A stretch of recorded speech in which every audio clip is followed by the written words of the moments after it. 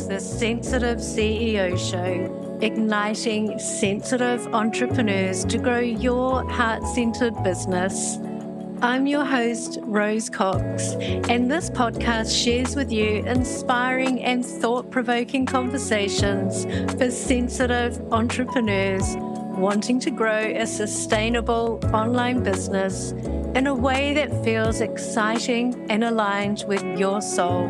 Along with my carefully curated expert guests, we share science-backed advice, proven strategies, and the systems we use to succeed in our businesses and our lives as highly sensitives, introverts, and empaths.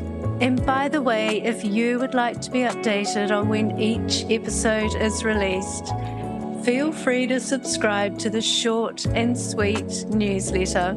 You'll also get weekly recommendations and tips, especially for HSPs, empaths, and introverts. To subscribe, pop on over to the website sensitiveceo.show or rosecox.com/pod. Now on to today's show. Hey, it's Rose, and welcome to another episode of the Sensitive CEO Show.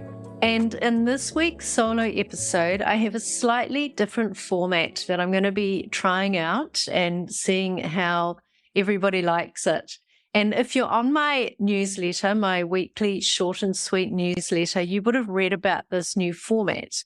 And what it is that I'm answering questions from clients or past or current clients, but also submitted questions. So if you have a question that you would like me to answer on one of the episodes, then I'm going to pop a form somewhere in the show notes below. Sorry, it's not below when I'm talking, is it? But you'll find the show notes, and I will pop a link to a form where you can submit a question, and I will add it to my questions that I'm going to answer on future episodes. So the episode today is all around a question that I was asked quite recently by a client. And she asked me what lessons I've learned over the years of being an online business owner. And I love this question because I thought about it for quite a bit. There's a lot of things that I thought of when we were on our coaching session. But then there were other things that came up later that just when I was walking, they just came to mind when I was in the shower even. So I have listed 5 lessons that I've learned being a business owner over the last probably 25 years in the 2 businesses that I've had. And if you're new here, the first business I had was an online web development business that I ran for about 20 years. And then I pivoted and became an RTT therapist and coach. And this is my current business. And now I've gone more into working with highly sensitive people, empaths and introverts, which I'm sure you know because this is the name of the show, the Sensitive CEO Show. So that's a little bit of history. So let's dive in to the 5 lessons that I've learned. So the first lesson is not getting the right support at the right time. And there are a few areas of this. I've actually got 3 areas of this. And the first one is not outsourcing sooner. And I think personally for me, because I could do a lot of the technical things myself, I would go ahead and do them, even if it wasn't a good use of my time. And I actually just want to read you a little excerpt from a wonderful book that I highly recommend. It's called Free Time by Jenny Blake. And I actually interviewed Jenny for the podcast last week. We had such a fabulous call, and she will be guesting in the next few months. She'll be on a live episode, so very much looking forward to that. But this is just a little excerpt from her book, all around outsourcing. So, if you are the only person working in your business, you are far more likely to be the bottleneck and to be burdened by work that drains you. Your business may be negatively impacted by you trying to juggle all the details at the same time as forming the vision and addressing bigger challenges. Most of all, you may make mistakes or miss things by doing all the work, particularly work that you're not skilled at and have no interest in becoming skilled at. Hiring help does not have to be overwhelming or break the bank. Start with the biggest opportunity areas related to freeing up your time and generating revenue. Build trust slowly and increase time and team as you get more comfortable and see meaningful results. Be patient in the beginning. Onboarding, delegating, and documenting new systems always takes more time at the start, but will pay great dividends later and position you to better respond when opportunities arise, since you won't be bogged down by the details. Now, I love this, and coincidentally, I've just been finalizing Module 5 for the HSP Business School, where we dive into this area of outsourcing and team development. And I share about working in your genius zone or your zone of excellence, and then there's zone of competence and in the zone of incompetence. I share some really good tools within that module with my students about how to delegate, when to outsource. And this is something I wish I'd done sooner. As I said, because I can do so much myself on the technical side, I just went ahead and did it. And honestly, it wasn't a good use of my time. So that is tip number one. And well, that's A for number one. And then the second one, so we'll call it B, is not having a one-on-one coach. And I actually had my first business coach when I ran my web development business many, many years ago. But since I trained as an RTT therapist and a coach myself, I stopped paying for a regular coach because we did a lot of reciprocal coaching. And it was wonderful. I loved swapping coaching sessions, and it was obviously a really good way to learn. But I did actually get into the habit of not having a one-on-one coach that I paid for. And I think what I struggled with, because it was reciprocal coaching, I don't think I got as much out of it as I could have if I'd paid for it. So as an example, I think because I'm an HSP, I wasn't inclined to use them fully because I wanted to be really respectful of their time. I didn't want to bother them. Not that I bother my one-on-one coach now. I hope I don't anyway. But I think now that I know I'm paying for it, I tend to ask more and I seek support more often. And one-on-one coaching is super, super valuable. It easily pays for itself, and I couldn't recommend it highly enough. And I've been in a number of group coaching programs as well over the years, and they are wonderful too. Some of the groups are bigger than I would like. And one group I was in a couple of years ago had, I would say, about 20 to 30 on a call at any time, and I hardly ever spoke up. I would just sit and listen. And I don't think that was a really good investment, to be honest, not getting that one-on-one or that personal support. I was in another group program about 3 years ago where there were just 6 of us, and that was much better. I do prefer the smaller numbers. So yeah, that's tip number 1B, we're calling it, not having a one-on-one coach. I think it's really important. Obviously, if your money situation, your financial situation can't stretch to a one-on-one coach, then there are wonderful group programs out there as well, where if the numbers are kept small, if you check that the numbers are going to be smaller. And then the final one in this not getting the right support, which I will call C, is around colleagues and collaborations. And by colleagues, I mean fellow coaches or fellow entrepreneurs that are in the same space as you. And I've been so fortunate since hosting my summits and this podcast that I have met so many wonderful other sensitive CEOs and business owners around the world.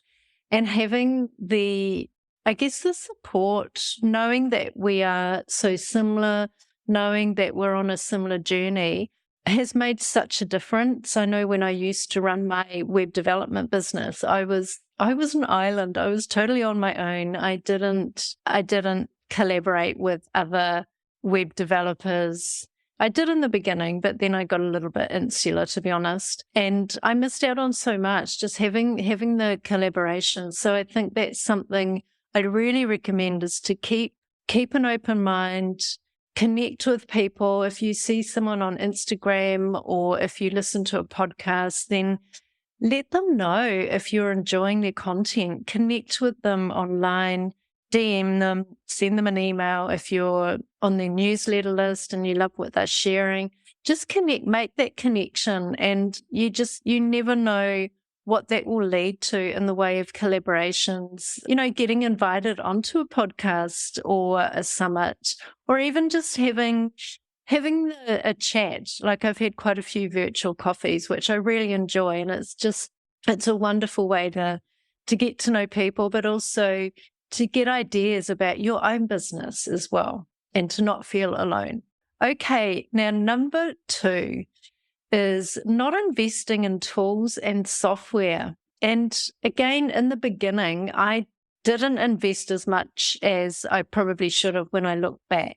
Again, because I could do a lot of this myself. As Jenny Blake would say, I would Frankenstring all these systems together rather than actually paying for a software that could do it all for me. And I think in a way, in the beginning, I was treating my business more like a hobby than a real business.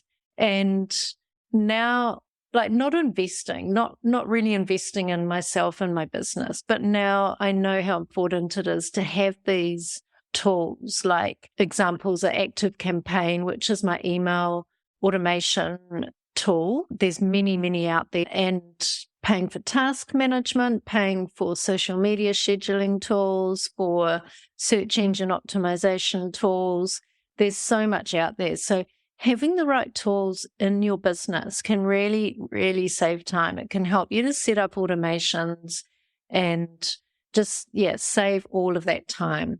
Okay, so the third lesson that I've learned over the years of being an online business owner was not being focused on one offering, not having a signature program, having multiple offers available before actually getting my main offer working in the right way. And additionally, building out a program or a course before testing it, or even doing proper research into if the offer is actually needed. And I've definitely been guilty of building an entire program. I'm really embarrassed to say this, but I've built an entire program before I'd even nailed down who my ideal paying client was. I totally skipped the research, which would have uncovered if my program was actually wanted, saving me a ton of time.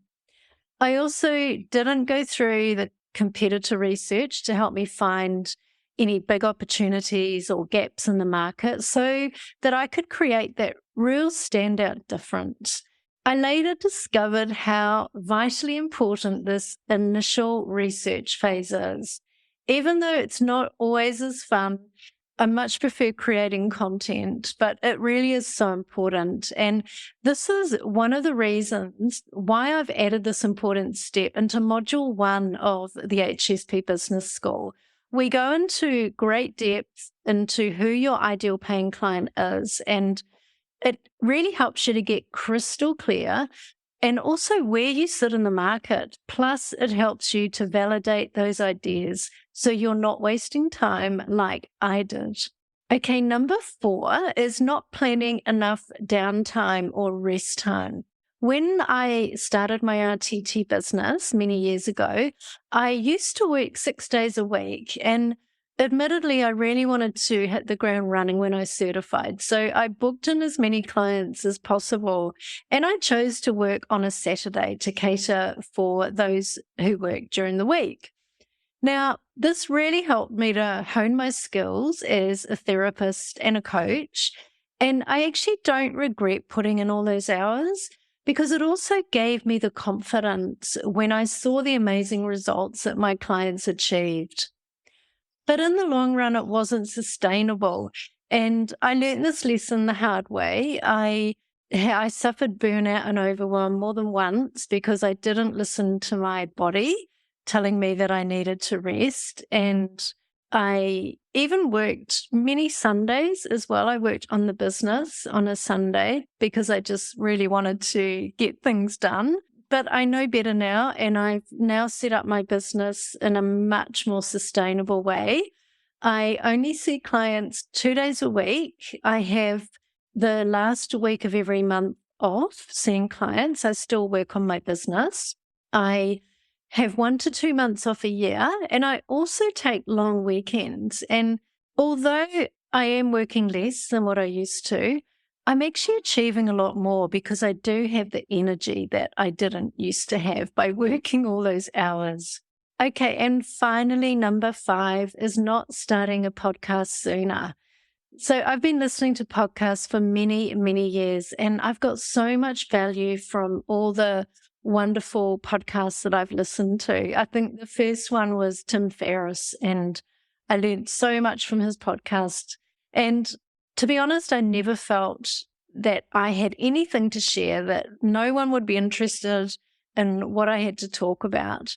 But then I realized, I guess after doing this podcast for a while now, that everyone has a different angle or a different manner. And obviously this doesn't appeal to everybody, but there are certain people that this podcast does appeal to.